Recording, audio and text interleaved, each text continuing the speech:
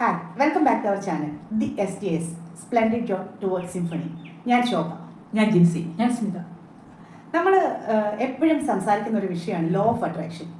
അപ്പം law of അട്രാക്ഷനെ കുറിച്ച് ഇങ്ങനെ നമ്മൾ ജോർജ് സാറിൻ്റെ ക്ലാസ്സുകളിലും പല കാര്യങ്ങളിലും കേൾക്കാറുണ്ട്. അപ്പം ഞാൻ പലപ്പോഴും എനിക്ക് വളരെ ആഗ്രഹം തോന്നിയിട്ടുണ്ട് ഈ ലോ ഓഫ് അട്രാക്ഷനെ കുറിച്ചൊന്ന് കാര്യമായിട്ട് പഠിക്കണമെന്ന്. അപ്പം നിങ്ങൾ രണ്ടുപേരും ഈ ലോ ഓഫ് അട്രാക്ഷനെ കുറിച്ച് കുറച്ച് കൂടുതൽ വായിച്ചും പഠിച്ചും ഒക്കെ അറിഞ്ഞിട്ടുള്ളവരായതുകൊണ്ട് നമുക്ക് ഇന്ന് അതിനെപ്പറ്റി ഒന്ന് സംസാരിച്ചാലോ? അപ്പം ലോ ഓഫ് അട്രാക്ഷൻ എന്താണെന്നൊന്ന് എക്സ്പ്ലെയിൻ ചെയ്യാൻ പറ്റുമോ? ഈ ലോ ഓഫ് അട്രാക്ഷൻ എന്ന് പറയുമ്പോൾ നമ്മൾ സയൻസിൽ പറയുന്ന ഒരു അട്രാക്ഷൻ ഉണ്ടല്ലോ, ലൈക്ക് അട്രാക്ട്സ് ലൈക്സ്. അത് തന്നെയാണ് നമ്മൾ എന്താണോ ചിന്തിക്കുന്നത്, നമ്മൾ എന്താണോ ആഗ്രഹിക്കുന്നത്, അത് നമുക്ക് വന്നു ചേരും. അപ്പം നമ്മുടെ ഇഷ്ടങ്ങൾ നമ്മൾ എപ്പോഴും നമ്മുടെ മനസ്സിൽ ആഗ്രഹിക്കുകയാണെങ്കിൽ, ചിന്തിക്കുകയാണെങ്കിൽ നമുക്ക് നേടാനുള്ള ഒരു സാധ്യത കൂടുതലായിരിക്കും. നമ്മൾ ചിന്തിക്കുന്ന കാര്യങ്ങൾ നെഗറ്റീവായിട്ടാണെങ്കിൽ ചിലപ്പോൾ നമുക്ക് വരുന്ന അത് തന്നെയായിരിക്കും. നമ്മുടെ ചിന്തകളും നമ്മുടെ വിശ്വാസങ്ങളും നമ്മുടെ ജീവിതത്തിനെ സ്വാധീനിക്കുന്നു. അത് തന്നെയാണ് ലോ ഓഫ് അട്രാക്ഷൻ എന്ന് പറയുന്ന ആ തത്വം. എന്താ പറയാനുള്ളത് ഇതിനെക്കുറിച്ച്? അതായത് ലോ ഓഫ് അട്രാക്ഷനിൽ പറയുന്നത് നമ്മുടെ ചിന്തകൾക്കൊരു എനർജി ഉണ്ട്, എനർജിക്ക് ഒരു തരംഗ ദൈർഘ്യം ഉണ്ടെന്നാണ്. അപ്പോൾ സമാനമായ തരംഗ ദൈർഘ്യത്തിൽപ്പെട്ട ചിന്തകളെ അത് അട്രാക്ട് ചെയ്തുകൊണ്ട് വരും.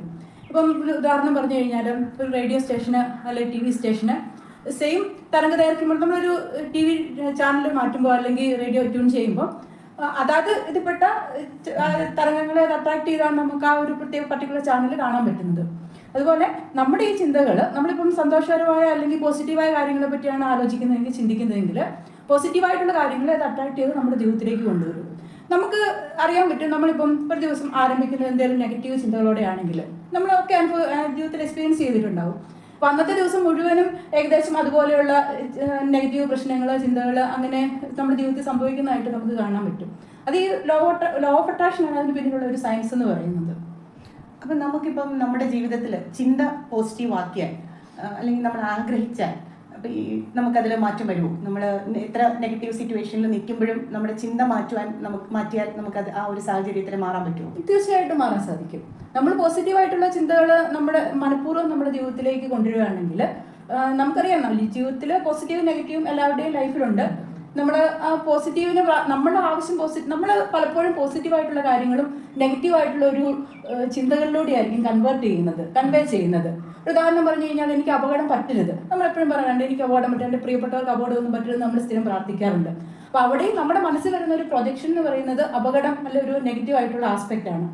അപ്പോൾ അത് നമുക്ക് മാറ്റിയിട്ട് പോസിറ്റീവായിട്ട് ഇപ്പോൾ അപകടം പറ്റരുത് എന്ന് ചിന്തിക്കുന്നതിന് പകരം നന്നായിരിക്കണം അല്ലെങ്കിൽ നന്നായിട്ട് പോകണം, കാത്തുരക്ഷിക്കണം അങ്ങനെ പറയുവാണെങ്കിൽ നമ്മുടെ ആ ചിന്തകളുടെ ആസ്പെക്ട് നമ്മുടെ മനസ്സിൽ വരുന്ന ഒരു പിക്ചർ അല്ലെങ്കിൽ അത് കൊണ്ടുവരുന്ന ഒരു എനർജിയുടെ ലെവലിനകത്ത് വ്യത്യാസം വരുന്നുണ്ട്. അപ്പോൾ ആ ഒരു രീതിയിൽ പോസിറ്റീവായിട്ടുള്ള കാര്യങ്ങൾ നമുക്ക് ചിന്തകളിൽ മനഃപൂർവ്വം കൊണ്ടുവരാൻ പറ്റിക്കഴിഞ്ഞാൽ നമ്മുടെ ലോ ഓഫ് അട്രാക്ഷൻ ഓട്ടോമാറ്റിക്കായിട്ട് വർക്കൗട്ട് ചെയ്യും. അതിനെപ്പറ്റി കുറച്ചുകൂടെ വിശദമായിട്ട് ജിൻസിക്ക് പറയാൻ പറ്റുമായിരിക്കും. നമ്മൾ ഈ പറയുന്നത് തന്നെ ഇപ്പം നമ്മൾക്കൊരു നല്ല കാര്യം അല്ലെങ്കിൽ ഒരു കാര്യം നേടണം എന്നുണ്ടെങ്കിൽ നമ്മുടെ ചിന്തകൾ എപ്പോഴും നമ്മൾ അതിലേക്ക് തന്നെ ആയിരിക്കാനായിട്ട് ശ്രദ്ധിക്കണം. നമ്മൾ ചിന്തിക്കുമ്പോൾ നമുക്ക് എന്താണ് വേണ്ടതെന്ന് ചിന്തിക്കാനുള്ള ഒരു ശ്രദ്ധ നമ്മൾ കൊടുക്കണം. നമുക്ക് അത് ഡെയിലി നമുക്ക് രാവിലെ തന്നെ നമ്മുടെ അന്നത്തെ ഒരു ഗോൾ സെറ്റ് ചെയ്ത് വെക്കാം. നമുക്കൊരു ലക്ഷ്യം ഉണ്ടെങ്കിൽ അതിലേക്ക് എത്താനുള്ള ഡെയിലി സ്റ്റെപ്സ് നമ്മൾ ചെയ്യുക. ഇന്ന് നമ്മൾ അതിനുവേണ്ടി നമ്മൾ കുറച്ചും കൂടെ നമ്മൾ ചുമ്മാ ചിന്തിച്ചിട്ട് മാത്രം കാര്യമില്ല, ചിന്തിക്കുകയും അതിന്റെ കൂടെ വേണ്ടി പ്രവൃത്തിയും കൂടെ ചെയ്യുമ്പോൾ നമുക്കത് കിട്ടാനായിട്ട് കുറേ എളുപ്പമുണ്ടാവും. നമ്മൾ ഒരു ആക്ഷൻ നമ്മൾ ആ കാര്യത്തിലേക്ക് എടുക്കുമ്പോൾ നമ്മുടെ ബ്രെയിൻ കുറേയും കൂടി ഫോക്കസ് കൊടുക്കും ഈ ഇങ്ങനെയുള്ള കാര്യങ്ങളിലേക്ക്.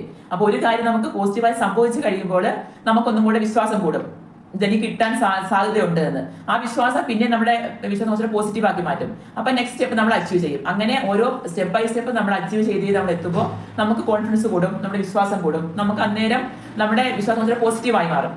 അങ്ങനെ നമുക്ക് നമ്മുടെ ഗോളിലേക്ക് എത്താൻ സാധിക്കും. നമ്മൾ ഈ ഫേസ്ബുക്കിന്റെ അൽഗോരിതം വർക്ക് ചെയ്യണ പോലെ നമ്മളൊരു കാര്യം ചെയ്യണമെന്ന് നമ്മളിപ്പം എനിക്ക് അങ്ങനെ ഒരു ഫീൽ വന്നിട്ടുണ്ട്. നമ്മളിപ്പം ഒരു ട്രെയിനിങ് എടുക്കണം അല്ലെങ്കിൽ ഒരു സ്പീച്ച് വേണം. അപ്പോൾ ആ ഒരു ടോപ്പിക്കിനെ കുറിച്ച് നമ്മൾ ഇതിനെക്കുറിച്ച് ഇപ്പം പണ്ട് വായിച്ചിരുന്ന പോലെ ഒന്നും വായിക്കാൻ സമയമില്ല. നമ്മൾ ഇപ്പോൾ ഒത്തിരി അങ്ങനെ അതിനെക്കുറിച്ച് ഗഹനമായിട്ട് നമ്മൾ ചിന്തിക്കുന്നില്ല. അപ്പോൾ ഒരു ട്രെയിനിങ് എടുക്കണമെന്ന് വിചാരിച്ച് നമ്മളൊരു ടോപ്പിക്കിനെ കുറിച്ച് ഇപ്പം വായനശാല, അപ്പം ഞാനിങ്ങനെ ഒരു വായനശാലയിൽ ഒരു ക്ലാസ് എടുക്കാൻ പോകേണ്ടി വന്നു. അപ്പം വായനയുടെ പ്രാധാന്യത്തെക്കുറിച്ച് നമ്മൾ ഒരുപാട് പണ്ട് വായിച്ചിട്ടുണ്ട്. പക്ഷെ അതെല്ലാം ഓർത്തെടുക്കാനുള്ള ഒരു സമയമില്ല. അപ്പൊ ഇങ്ങനെ മനസ്സിൽ ചിന്തിച്ചുകൊണ്ടിരുന്നപ്പോൾ ഞാൻ വെറുതെ റീൽസ്, ഈ സമയമില്ലെന്ന് പറയുമ്പോഴേ നമ്മൾ റീൽസ് കണ്ട് ഒത്തിരി സമയം കളയുന്നുണ്ട്.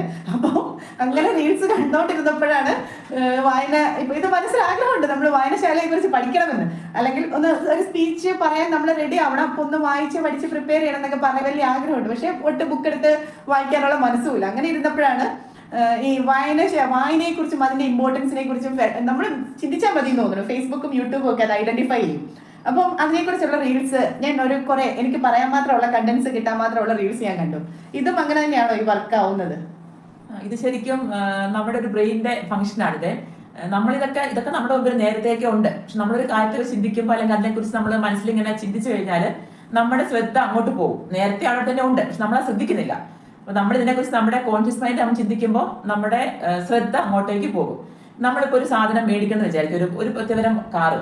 അപ്പൊ നമ്മൾ ആ കാറ് വാങ്ങിച്ചോ അല്ലെങ്കിൽ വാങ്ങിക്കാൻ പ്ലാൻ ചെയ്യുമ്പോൾ പിന്നെ നമ്മൾ റോഡിൽ കയറുമ്പോൾ കാണുന്ന എല്ലാ സെയിം കാറായിരിക്കും.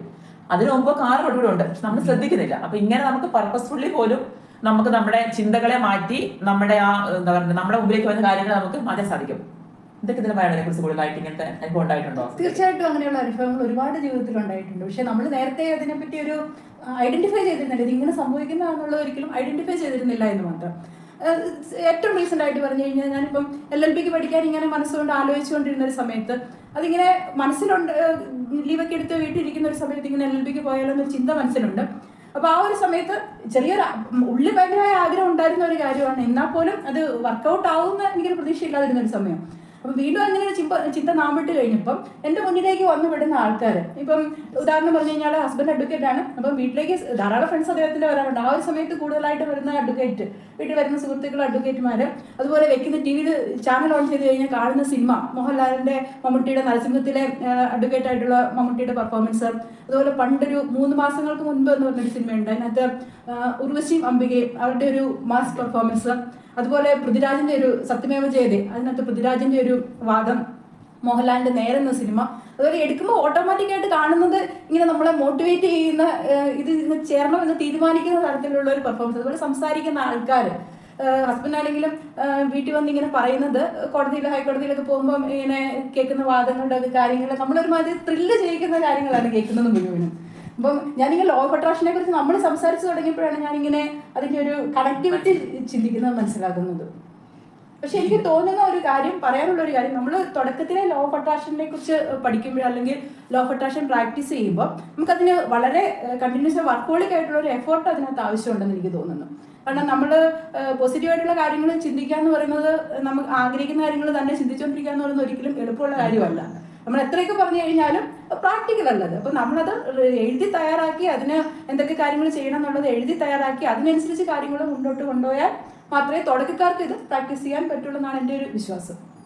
അത് തീർച്ചയായിട്ടും ശരിയാണ്. കാരണം നമ്മളിത് ലോ ഓഫ് അട്രാക്ഷൻ അല്ലെങ്കിൽ വിഷ്വലൈസേഷൻ ഇതൊക്കെ നമ്മൾ കേൾക്കുന്നുണ്ട്. പക്ഷെ നമ്മളിത് പ്രാക്ടീസ് ചെയ്യുമ്പോൾ അല്ലെങ്കിൽ ജീവിതത്തിലേക്ക് കൊണ്ടുവരുമ്പോൾ നമുക്ക് എത്രമാത്രം അതിൽ ഫോക്കസ് ചെയ്യാൻ പറ്റുന്നുണ്ട്. ഇപ്പം എല്ലാവർക്കും ഡ്രീം സെറ്റ് ചെയ്യാൻ നമ്മൾ തന്നെ പറയുന്നുണ്ട്. As A trainer dream set ചെയ്യണം, ഗോൾ സെറ്റ് ചെയ്യണം, ഡ്രീം അത് കാണണം, കണ്ണു തുറന്ന് കാണണം, ചിന്തിക്കണം. ഇതൊക്കെ പറയുമ്പോഴും നമ്മൾ തന്നെ പേഴ്സണലി നമ്മുടെ ഗോളിൽ നിന്നും നമ്മുടെ ലക്ഷ്യത്തിൽ നിന്നും, ഇങ്ങനെ എല്ലാവർക്കും ലക്ഷ്യങ്ങൾ ഉണ്ടായിരിക്കാം, നമ്മളത് ഐഡന്റിഫൈയും ചെയ്യുന്നുണ്ട്. പക്ഷെ നമ്മളത് അതിൽ ഫോക്കസ് ചെയ്യാൻ നമുക്ക് ബുദ്ധിമുട്ട് വരുന്നുണ്ട്. അത് വളരെ സത്യമായ ഒരു കാര്യമാണ്. അപ്പോൾ ആ ഫോക്കസ് ചെയ്യാൻ നമുക്ക് എന്നാ ചെയ്യാൻ പറ്റുന്നത്? അതിനകത്ത് പിന്നെ ആഗ്രഹിക്കുക എന്ന് പറയുന്നത് വളരെ എളുപ്പമുള്ള കാര്യമാണ്. ആഗ്രഹത്തിലേക്ക് എത്തിച്ചേരാനാണ് നമുക്ക് എഫേർട്ട് വേണ്ടിയിരുന്നത്. ആഗ്രഹത്തിന് ഒരിക്കലും എഫേർട്ട് ആവശ്യമില്ല. അപ്പോൾ അത് അച്ചീവ് ചെയ്യണമെങ്കിൽ തീർച്ചയായും നമ്മൾ അതിനകത്ത് എഫേർട്ട് ഇടണം. നമുക്ക് ലോ ഓഫ് അട്രാക്ഷനൊക്കെ പ്രാക്ടീസ് ചെയ്യുമ്പോൾ കുറച്ച് നമ്മൾ പ്രാക്ടീസ് ചെയ്യാൻ ശ്രമിച്ചു കഴിഞ്ഞാൽ നടക്കുന്നില്ല, അങ്ങ് വിട്ടുകളയോ, ഇതിലൊന്നും കാര്യമില്ലെന്ന് പറഞ്ഞ് പലപ്പോഴും നമ്മൾ വിട്ടുകളയുന്നതാണ് കണ്ടുവരുന്നത്. അത്ര ഇൻറ്റൻറ്റഡ് ആയിട്ടുള്ള ഡീപ്പായിട്ടുള്ള ആഗ്രഹമുള്ള ആൾക്കാർ, അത്ര എഫേർട്ട് എടുക്കാൻ തയ്യാറായിട്ടുള്ള ആൾക്കാർ, എങ്ങനെയും അച്ചീവ് ചെയ്യണമെന്ന് ആഗ്രഹിക്കുന്ന ആൾക്കാർ മാത്രമേ അതിലേക്ക് എത്തിച്ചേരാറുള്ളൂ. അപ്പോൾ അതിന് ചെയ്യാൻ പറ്റുന്ന ആദ്യത്തെ കാര്യം എന്ന് പറഞ്ഞാൽ, ഞാൻ ആദ്യം പറഞ്ഞൊരു കാര്യമുണ്ട്, നമ്മൾ പോസിറ്റീവായിട്ടുള്ള കാര്യങ്ങൾ പലതും നമ്മൾ നെഗറ്റീവായിട്ടായിരിക്കും ചിന്തിക്കുന്നത്, അല്ലെങ്കിൽ അതിൻ്റെ ഒരു തരംഗദൈർഘ്യം നമ്മുടെ ലൈഫിലേക്ക് അട്രാക്ട് ചെയ്ത് കൊണ്ടുവരുന്നത് നെഗറ്റീവായിട്ടായിരിക്കും. അപ്പോൾ അത് ഒഴിവാക്കി നമ്മൾ നമ്മുടെ ആഗ്രഹം എന്താണ്, അത് നമ്മൾ എഴുതി വ്യക്തമായ ഒരു പ്ലാൻ എഴുതി തയ്യാറാക്കുക എന്നുള്ളതാണ് ആദ്യം ചെയ്യാൻ പറ്റുന്ന ഒരു കാര്യം. എന്നിട്ട് നമ്മളത് പ്രാക്ടീസ് ചെയ്യുക. ഫസ്റ്റ് സ്റ്റെപ്പ് അതാണ്. ബാക്കി അതിനകത്ത് വിഷ്വലൈസേഷൻ അങ്ങനെയുള്ള കാര്യങ്ങളെ പറ്റിയൊക്കെ ജിൻസി പറയും. ഇപ്പൊ നമ്മൾ ഈ പറഞ്ഞ പോലെ നമ്മളെപ്പോഴും ഒരു കാര്യത്തിൽ നെഗറ്റീവായിട്ട് ചിന്ത വന്നു വരികയാണെന്ന് വിചാരിക്കുക. അപ്പൊ നമ്മൾ അവനെ മനഃപൂർവ്വം തന്നെ അതിന്റെ ഒരു പോസിറ്റീവായിട്ട് നമ്മൾ പർപ്പസ്ഫുള്ളി നമ്മുടെ ചിന്തകളെ മാറ്റി നമുക്ക് അത് പോസിറ്റീവാക്കി നമുക്ക് മാറ്റാൻ സാധിക്കും. ഇത് നമ്മളിടയ്ക്ക് നമ്മൾ നെഗറ്റീവായി പോകും. പക്ഷേ നമ്മൾ പർപ്പസ്ഫുള്ളി നമ്മൾ ആഗ്രഹിച്ചുകൊണ്ട് നമ്മൾ അങ്ങനെ പ്രാക്ടീസ് ചെയ്യുമ്പോൾ നെഗറ്റീവ് ചിന്ത വന്നു കഴിയുമ്പോൾ എനിക്കിത് പറ്റില്ല, അല്ലെങ്കിൽ എനിക്ക് ടെൻഷൻ ആവുന്നത് പറയുമ്പോൾ നമുക്ക് ആ ചിന്തേനെ അന്നേരം തന്നെ കറക്റ്റ് ആക്കി പോസിറ്റീവാക്കി മാറ്റി കഴിയുമ്പോൾ നമ്മുടെ ബ്രെയിൻ അങ്ങനെ അതിന് ശീലമായിട്ട് വരും. അങ്ങനെ നമുക്ക് പോസിറ്റീവായിട്ട് നമുക്കിങ്ങനെ പറയാൻ പറ്റുന്നില്ലെന്നുണ്ടെങ്കിൽ നമുക്ക് റെഡിമെയ്ഡ് ആയിട്ട് നമുക്ക് എഴുതി വെക്കാം പോസിറ്റീവായ അഫർമേഷൻസ്. നമുക്ക് ഒരു ആഗ്രഹം നമുക്ക് അത് നേടിയെന്നുള്ള പോലെ നമുക്ക് എഴുതി നമുക്ക് ഡെയിലി നമുക്ക് പ്രാക്ടീസ് ചെയ്യാം. അത് പർപ്പസ്ഫുള്ളി നമുക്ക് ചെയ്യാം. അല്ലാതെ ഈ ലോ ഒക്കെ പണ്ടുണ്ട്, അത് നമ്മളായിട്ട് ഉണ്ടാക്കിയതല്ല.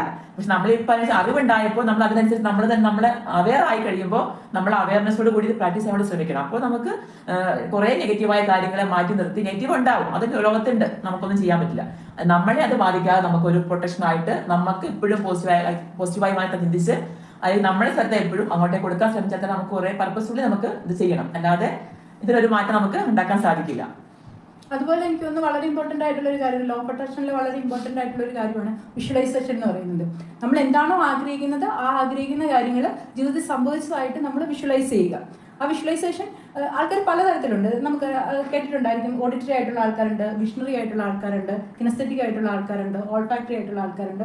അപ്പോൾ ഓരോ ആൾക്കാർക്കും നമ്മുടെ ഒരു ഡ്രീം ആ വിഷ്വലൈസേഷൻ കുറച്ചുകൂടി എഫക്റ്റീവായിട്ട് ചെയ്യാൻ പറ്റുന്നത് ഈ ടൈപ്പ് വെച്ച് നമ്മൾ ഏത് ടൈപ്പാണ് അത് വെച്ചിട്ടായിരിക്കും. ഒരു ഉദാഹരണം പറഞ്ഞു കഴിഞ്ഞാൽ, നമ്മളിപ്പം വിഷണറി ആയിട്ടുള്ള ഒരാളാണെങ്കിൽ നമ്മുടെ ഗോൾ അല്ലെങ്കിൽ നമ്മുടെ വിഷൻ ആഗ്രഹം എന്താണോ അത് നമ്മൾ അച്ചീവ് ചെയ്യുന്നതായിട്ട് നമ്മുടെ ഭാവനയും നമ്മൾ ഫുള്ളായിട്ട് കാണുക. കാഴ്ച കൊണ്ട് നമ്മുടെ ഓട്ടോമാറ്റിക്കായിട്ട് നമ്മുടെ ആഗ്രഹം സംഭവിച്ചതായിട്ട് നമ്മൾ ഭാവനയിൽ പൂർണ്ണമായിട്ട് നമ്മളത് ഫീൽ ചെയ്ത് കാണുക.